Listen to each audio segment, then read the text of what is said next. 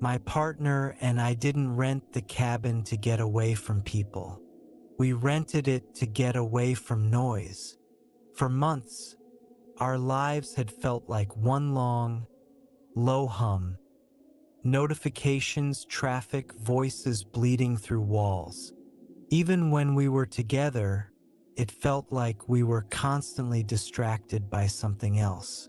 So when we found a listing for a cabin deep in the woods, with almost no reviews and a price that felt suspiciously low, it didn't register as a warning. It felt like relief. The description used the word quiet 3 times. At the time, that sounded perfect. The drive out there took longer than expected. The road narrowed, then narrowed again until it became a dirt track cutting through dense trees. There was no signal for the last 30 minutes. The cabin appeared suddenly, like it had been placed there rather than built.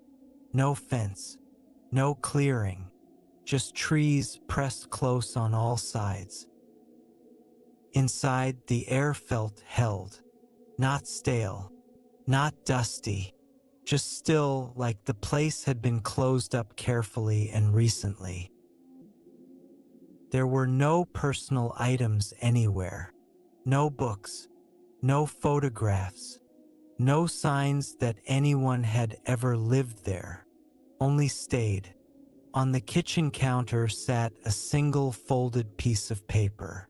I assumed it was a welcome note. It wasn't. The note didn't explain itself. It didn't introduce the cabin or thank us for staying. It just listed rules written in neat, deliberate handwriting. Keep the lights on after sunset. Do not go outside at night.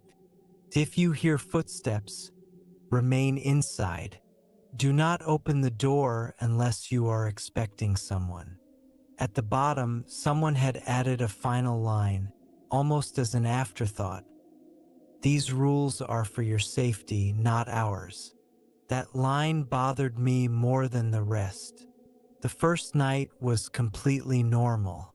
We cooked dinner together, opened a bottle of wine, and sat at the small wooden table talking longer than we had in months. There was no music playing, no background noise, and at first that felt strange. Then it felt calming. When the sun went down, we turned the lights on without really discussing it. The cabin glowed softly against the dark windows, and for the first time in a long while, nothing demanded our attention.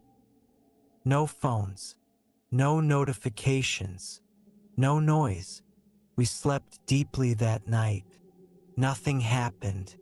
The second evening felt different, though I couldn't explain why at first.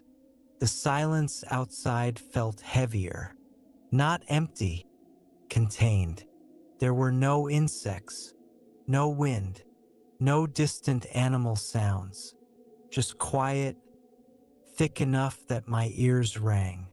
That's when we heard the footsteps. They didn't crash through the brush or snap branches. They moved carefully, deliberately, circling the cabin at an even pace.